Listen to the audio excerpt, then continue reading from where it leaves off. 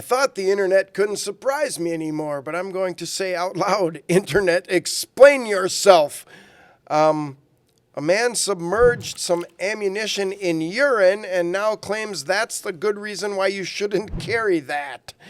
We're going to break this down with noted criminal defense attorney Tom Grieve. I don't know why you would have specialty in this, but we have to talk about it. Before we do that, let me remind you, we do have a gun giveaway going on right now. It ends really soon, and all you need to do is click on the description in the link down below, the link in the description down below. I'm frazzled because of this. Click on the link in the description down below to find out which brand new gun you could win. Now, let's talk about why I don't carry federal HST, because it didn't survive the piss test. And that's an official Reddit user. Apparently saved up some of his urine, dropped 47 rounds in, and 11 rounds did not fire after he fished them out and hopefully cleaned them off and ran them through his firearm. This, and I'll look right at the camera, folks, this is not a test I'm going to conduct. But I'm going to talk about this as what kind of crazy stuff we see on the internet that passes for firearms information. I mean, apparently he was comparing his urine to the acidity of his sweat, and if you got sweat on your ammo, right, urine-based sweat, then the ammo wouldn't function and you can't count on it.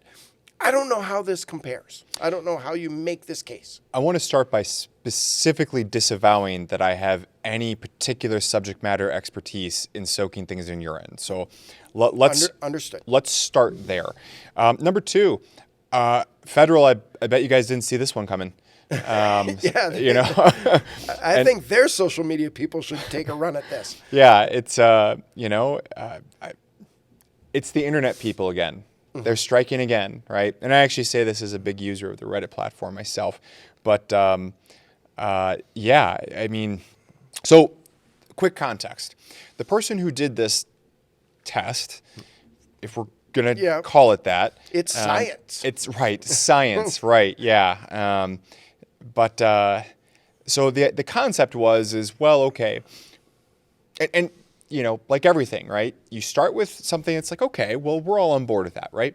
Mm-hmm. If you're going to be an everyday carrier, right, who's actually carrying, not off body in the glove box and so forth, right? We all know, particularly in summer, that yeah, there's going to be some sweat. There's, you know, your firearm's going to be exposed to things that it's not exposed to if it's just sitting in the safe or something, right? Okay, we're all on board with that so far, right? Right. And one of the things that it gets exposed to, particularly in hot summers and so forth, is going to be body sweat. Body sweat's not quite the same thing as water. There's salinity, there's salt. It's not quite the same thing. Okay, step two, I'm with him. Then he takes it to a place that only the internet can follow. So I'm going to simulate that, not by taking water and putting a little salt, you know, finding out what the exact molarity is and figuring out the chemical composition of salt and water and what does that equal in sweat. And then I'll do like a light, okay, well, how much is going to be getting on that? Maybe I'll do like a slight misting spray. We'll let it sit for 48 hours or whatever our length of time is. Then we'll try that. Because literally just making this up as I sit here and we're being filmed, that seems like a more reasonable approach to this. Yeah. But and I'm not even saying that in and of itself is reasonable. I'm just saying it's more reasonable than pissing into a jar and submerging my ammo in it for a day, a couple days. Not quite a real life. Yeah, when you use the word reasonable, and I'm going to put reasonable on a line. Reasonable is here. This test is way out there. Way over there. Yeah. And again, the forces, the elements that your gun and ammo are subjected to for daily carry, even in the deep South, even in southern Alabama, it's not this. It's not urine country.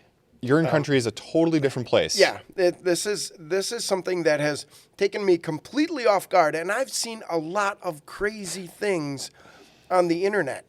And I'm not going to vilify federal HST for failing this test. Which is fantastic ammo. It is. Just to be clear. Yep. This is not a test that anyone should do. This is not a test that anyone's ammo would ever go through. This is no reason. I mean, this probably isn't even a test for military ammo. I mean, you know, that the Department of Defense is going to say, you know, maybe a box of ammo gets dropped into the latrine, stays there overnight, somebody fishes it out in desperate need. No, it just doesn't happen. I don't understand people. I'm you know, and having worked as a cop for so many years and seen a lot of crazy things, this is one of those where it's like, wait, what? What you said? What? And you never heard of the case where something goes bump in the night at 2 a.m.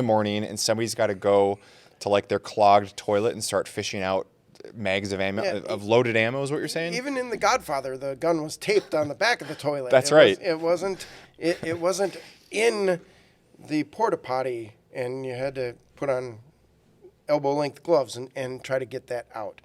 So, last question before we go. We can't belabor this. Good. Tom, how do you find something like this? Is this? I mean, you said you're a user of Reddit, and I know that Reddit has almost no rules. So I think this would be the only place that something like this could appear.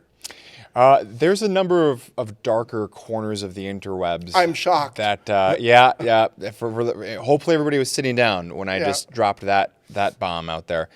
No, I saw this actually someplace off Reddit because this happened about 2 years ago, so I didn't catch it when it came up. But you know, like a fine wine, I feel like this topic has aged and it's ready to be uncorked, and it's great that we could have a discussion about it here today. We can have this discussion. Folks, if you want to comment, by all means, tell us in the comments, how do you test your ammo? I'm calling this extreme. That's all I can say. And if you want to see us do more videos where we're looking at weird gun stuff online, if you want to torture Kevin, let us know in the comments as well. Yeah. This is something that is stepped way outside what I would consider normal gun test videos. But thank you for bringing it up, Tom, and thank you for your insight, as always. Folks, thank you for watching all the way to the end. This is something, as my dad would say, you don't see every day. Hey, let me remind you again, we have a gun giveaway going on. It's happening right now. It's absolutely free. Click on the link in the description down below to find out which brand new gun you could win. I am, as always, Kevin Michalowski, Director of Content for the U.S. Concealed Carry Association. And if you enjoy videos like this, please subscribe to this channel, comment, of course, click that notification bell, and we'll let you know every time something new comes out. Stay safe, keep your ammo clean. We'll see you in the next video.